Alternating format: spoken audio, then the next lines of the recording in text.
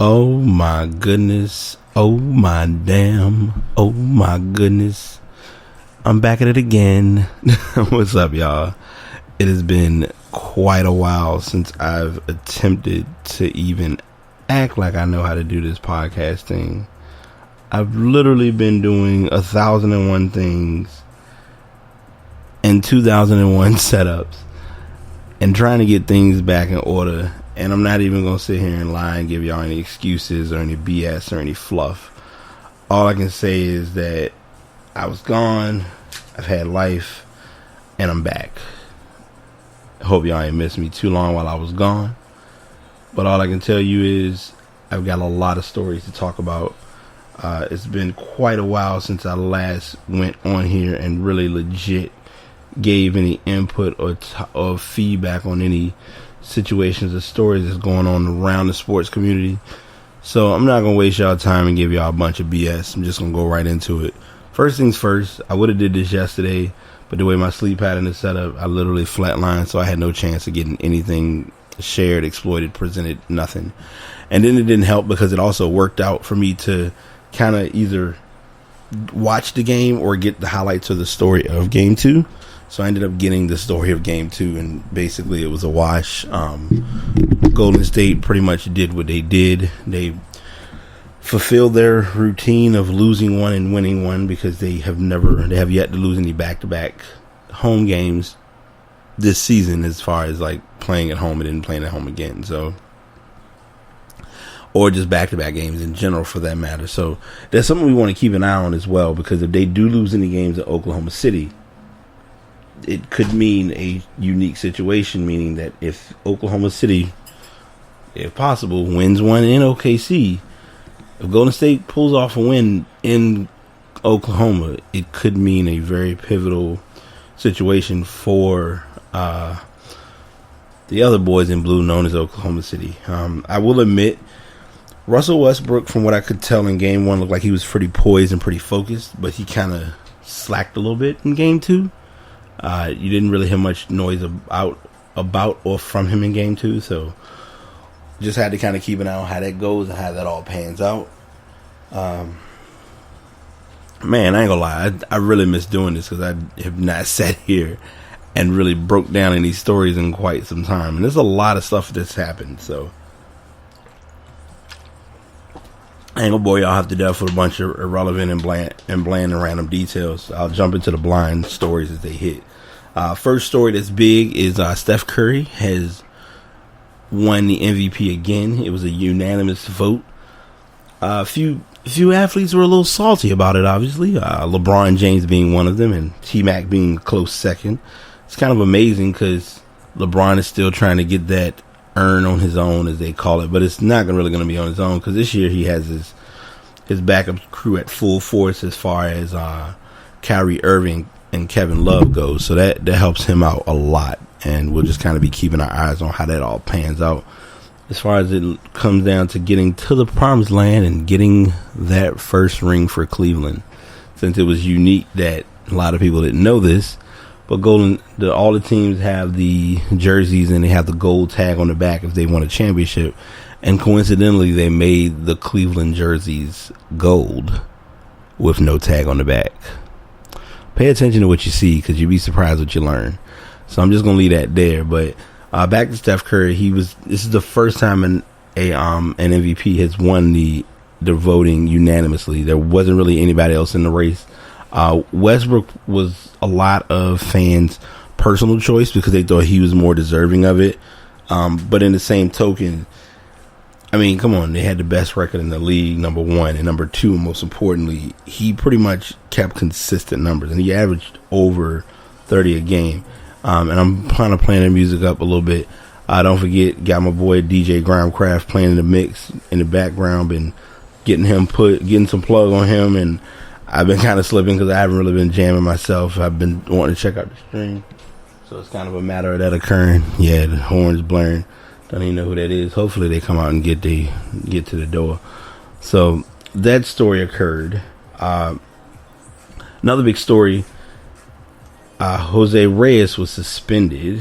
He'll be back at the beginning of at the beginning of June The big story, the big breakdown of it, I just want to make sure I give you the exact situation.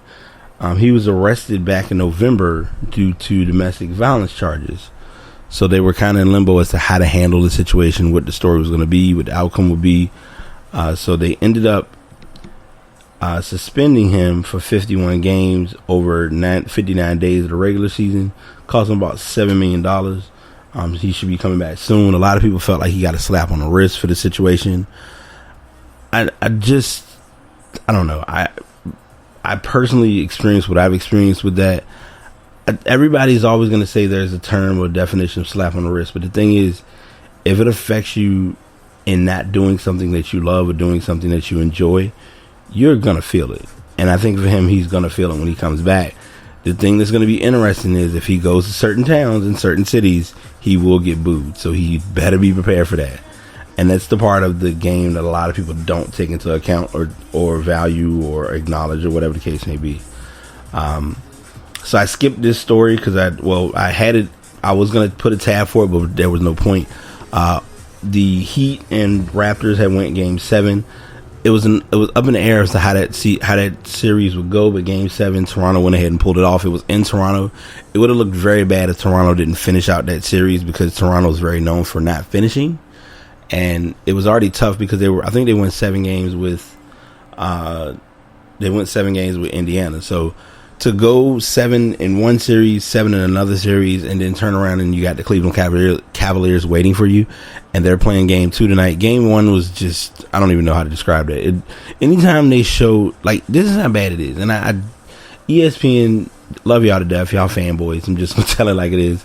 But ESPN was legit fanning for their guy, for the infamous Cleveland squad, because literally they did a highlight solely of players or situations involving the it was all highlights from Cleveland. And I mean, Cleveland had good highlights of good plays. I mean, they showed like one of the guards from Toronto getting crossed up. Tough situation, but it is what it is.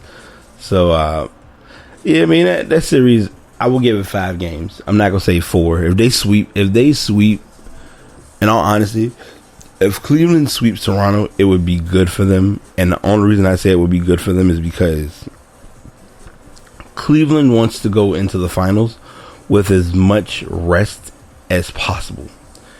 And I emphasize this because we sometimes don't realize, like, without that splash or dab or rest or relaxation or whatever the case may be to make it up or get to another game, it catches up to you. And in this case, Cleveland getting that little time off to kind of rest between after beating Atlanta. I almost forgot who, because Atlanta was like such touted to be, they're going to be the team to beat, the team to watch out for, but obviously they got to the finals, got to the playoffs and had a slight disappearance in that. So it happens. I think we sometimes have to understand, like, the game is going to be the game and it doesn't change other than the players. That's the simplest way I can describe it. Sorry, I'm sitting here fighting, trying to stay some type of cool or something, because it's my room just love to get into Nelly hit hot in her status. So another story that I'm going to get into now, I'm kind of bouncing around a little bit because I have topics that are in my tag or in my post that I put on Facebook, on Instagram, on Twitter, all that stuff. And there's some that I did not publicly share. So for instance, big story is whether this is going to be Tim Duncan's last season. There's even talks of whether this will be Manu Ginobili's last season. Personally, if I was to take a wild guess, I think Tim Duncan has done everything he needs to do. If he played another year, I would have no problem with it. I mean, the most that he can do is literally be able to coach or school kind of the older guys. I mean, not the older guys, the younger guys such as Kawhi Leonard. I think David West is still at his. He's kind of leaving out of his prime, but he still has some, a few years left. LaMarcus Aldridge, obviously. I mean, Aldridge. I don't even think Aldridge is 10 years in the league yet.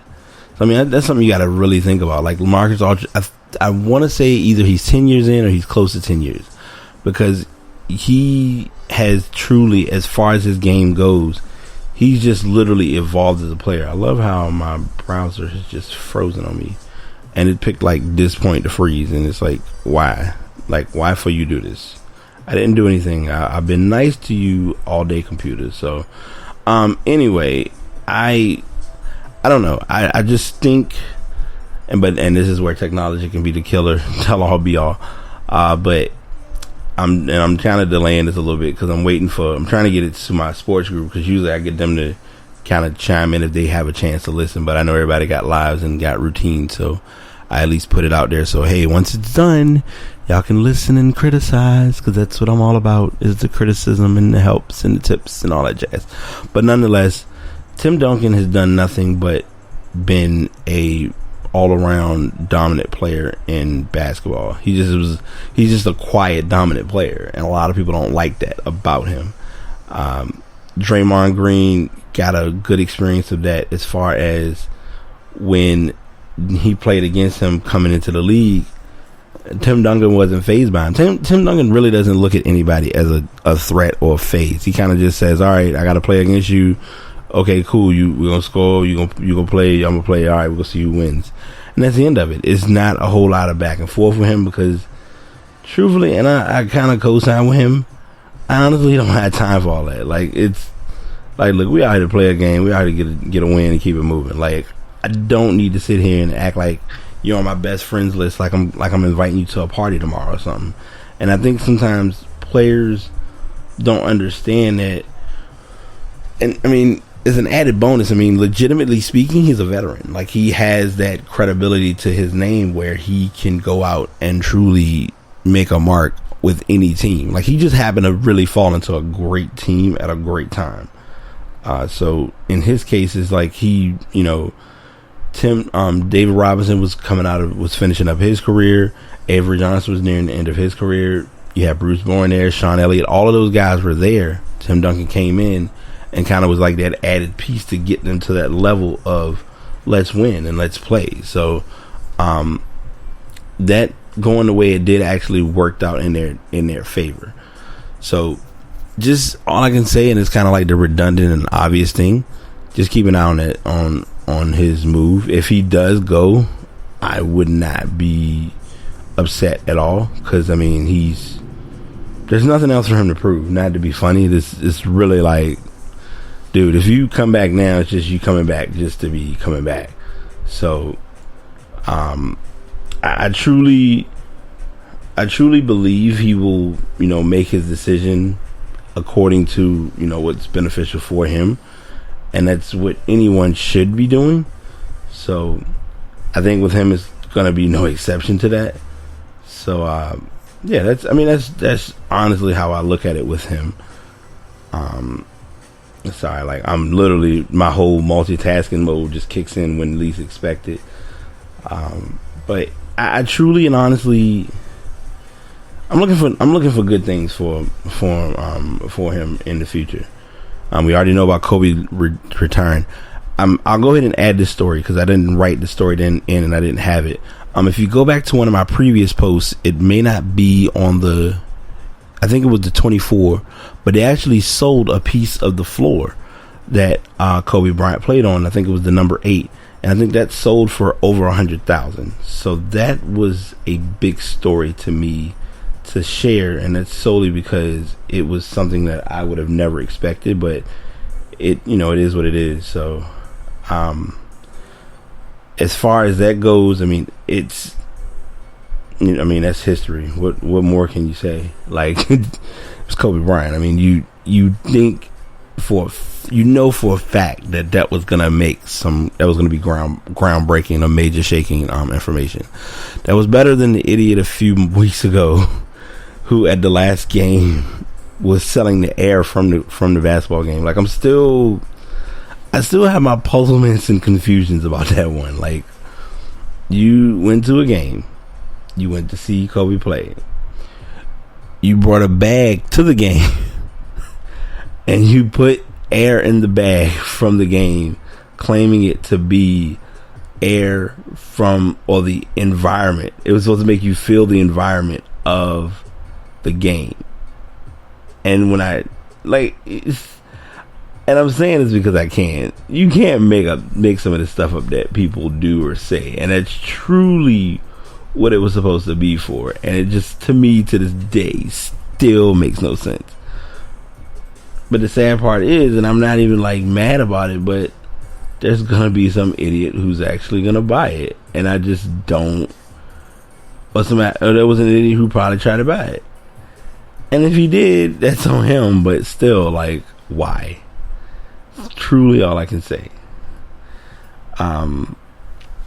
So there's that story.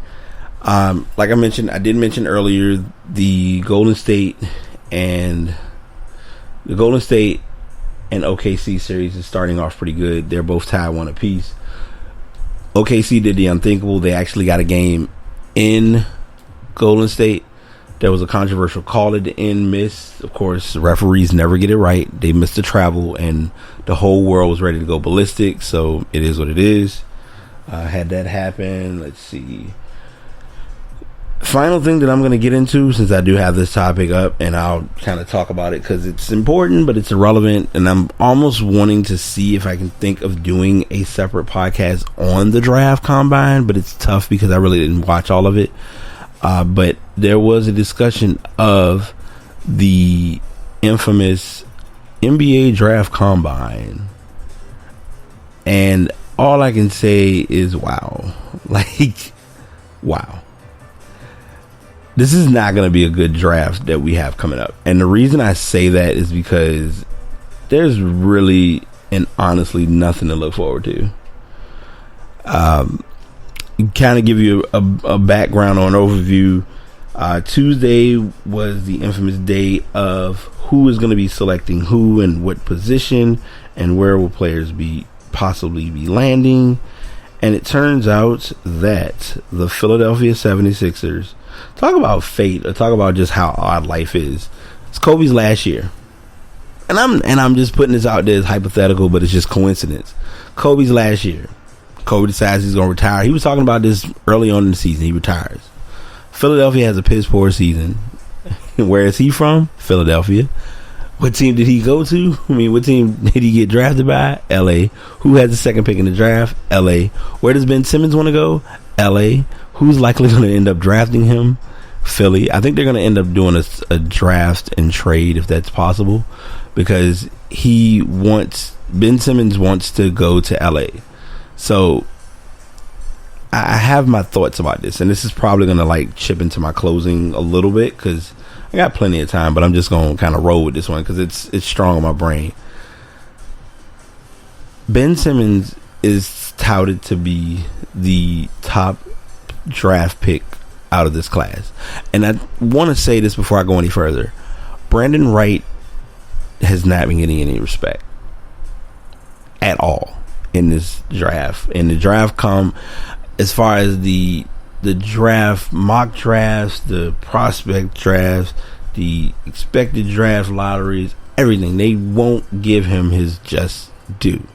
So something tells me he's going to come in, and I don't want to compare him to this guy, but they're similar in style of play, but he's going to come in trying to score and make a mark like Kevin Durant did.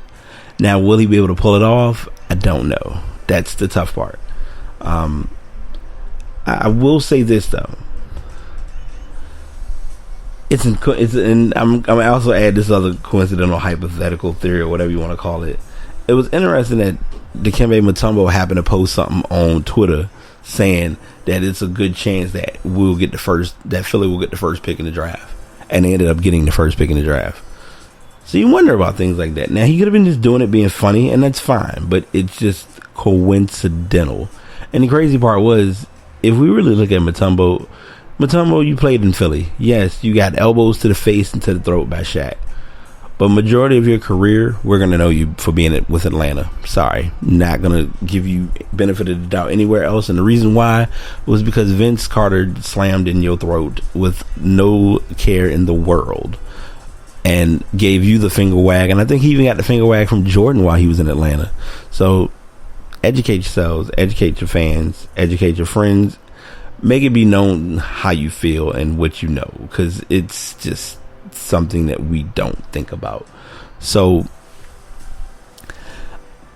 the top 3 picks are interesting, and I'm going to tell you why. Well, before I even go into the top 3, matter of fact, I'm going to go ahead and pull a tab while I'm in ADD mode. You have the whole process come together of there were 3 picks that were in limbo. There was Philly, LA, and Boston. Boston had the least chance of getting the first pick. Fine, no problem, no big deal, no hurt, harm, or danger. Like we weren't really looking for that to be like the wow factor of the draft. Totally okay with that. I think the trick of the headache that came into this is how it's amazing to me that. All right, good. I got the results. There were a lot of teams who should have gotten lottery picks, won't be getting any this year. Washington lost the lottery pick due to trade. And then even worse, Washington need help. And I'm saying this because I know one of my friends is a diehard Washington Wizards fan, and they need help. They really and truly need help.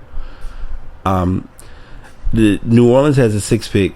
They need someone to help Anthony Davis. I think Eric Gordon's going to leave. I put a lot of bold. For some reason, this is one of those first podcasts in a while where I'm putting a lot of bold statements and a lot of bold thought into what's going to happen. Let's see. Denver has the 7th pick, so they lost that to New York. I don't see any, and I'm just saying this because you don't know how drafts can go. Like for instance, this year it was pretty much a landslide for Karl Anthony Towns. There really wasn't anybody in the draft that was going to give him an issue or worry of losing his spot as being the rookie of the year. He had solid numbers. Minnesota just sucked this year. There's no nice or pretty way to put that, and that's not on him. That's just the way of the game. So I truly don't know. I'm going to read off the top 14 draft picks from 1 through 14. Philadelphia has the first pick. LA has the 2nd pick. Boston 3rd. 4th went to Phoenix. Minnesota 5. New Orleans 6. Denver 7. Sacramento 8. Interesting spot out, by the way. Toronto 9. Milwaukee 10. Orlando 11. 12 Utah, 13 Phoenix, which is big because Phoenix has 2 lottery picks this year, so use them wisely. Don't be dumb and trade one of them away. You already gave away Jeff Hornacek. You got Earl Watson set up for failure. They're going to fire him after the end of this year. Mark my words. I'm being aggro, but I'm being honest because teams are impatient in basketball. And I'm sorry, number 14 Chicago. I don't want to leave that off because it's odd because Chicago has not been in this place of having to do a lottery draft in a while. Last time they even drafted lottery, of course, they picked Derrick Rose. Tough spot because Derrick Rose was a talented, and is still a talented player. He's still trying to get that spunk and that spark of playing, but he's also fighting it solely because that injury has mentally affected him as a player. So you can't really look at the draft lottery and go as to who's going to go where. And like I said, I mentioned it briefly, but I'll emphasize it again. The NBA Combine or the NBA Draft Combine didn't show me anything. Check Diallo from Kansas will probably stay in the draft. He went into the draft without an agent. He's going to stay in the draft. I want people to really accept that and own it. He's going to stay in the draft. Check Diallo, Ben Bentilli from Providence, he'll probably stay. Onaku from Louisville, he'll probably come back. Whitehead will probably go back. Malachi Richardson should go back. Blossomgame from Clemson, I didn't really see much of him. He's probably going to go, not thinking. Malik Newman, I really hope and praise he goes back. And the reason I say he goes back is because he was a freshman, number 1. Number 2, he really didn't do anything at Mississippi State. I'm sorry. That's just honest truth. And what I like beside these picks is they have like what rank these guys are. Shakam from New Mexico State should go back. I don't even really know much about him. Melo Trimble, who's a point guard, he was in limbo about going. He did not sign an agent. He will probably end up going into the draft. Nigel Hayes from Wisconsin will probably stay. Josh Hart, coincidentally on the championship team from Villanova, he's going to stay. Jackson's going back. from North Carolina. Troy Williams going back. Lawson, Swanigan, Marcus Lee. Marcus Lee is an interesting story from Kentucky because he's still slinky as all outdoors, but he's height. Can he do like New Orleans and well? Who knows? I think that's where the X factor and the questions come into play. So we'll just have to see how it goes. I mean, you don't really know where or how a player fits, and it's tough because when you're playing in the combine, you're playing with a bunch of guys you're not even going to be on the same team with unless you play with them again in the summer league. And this year, I'm really emphasizing myself and making it my goal to watch as much summer league basketball as I can because I want to see how crappy some of these guys are going to be if they go pro or whatever the case may be. So I'm coming down to my clutch moments, my last few minutes. Shout out to those who are listening. One of my boys, he just hit me up. I posted it in the group, in my sports group. If you are a follower of mine here and you are someone who I know or someone who I associate with, please come and check us out on Facebook. Just search for A Space to Sport. If you do not have that or it does not show up, if you're friends with me, add me. I will definitely get you in the group. It's a great place. We talk about sports. We let memes go ham. We have a ball and we act like complete idiots. I truly must say it's a sports haven for me because I truly can go in there and just literally be myself and not care because that's what sporting is all about. We spend more time trying to like not have fun when the truth is we should be having fun. So that's what A Space to Sport is all about. And I'm gonna kind of go ahead and end this here. If you have listened as it's been live, I do appreciate it. If you have not listened since it's been live, definitely check it out. I do have these posted on Spreaker. I've been posting like crazy under BryTay podcast. Still doing the sports theme. Going to be kind of switching it up a little bit. Haven't really gone into full detail about it yet. But if you're here, I appreciate you being here. Stay tuned. There's more coming. I'm doing this because it's something that I did not expect would be what it is. But I will be working harder and grinding harder to get more stuff shared and presented to my followers and to my listeners. So until next time, this is BT signing out. Y'all have a great day. Enjoy your Thursday. Do something respectful. Do something presentative and positive and worthwhile. Until then, until the next time that I'm back on this show, I'm outie. Peace.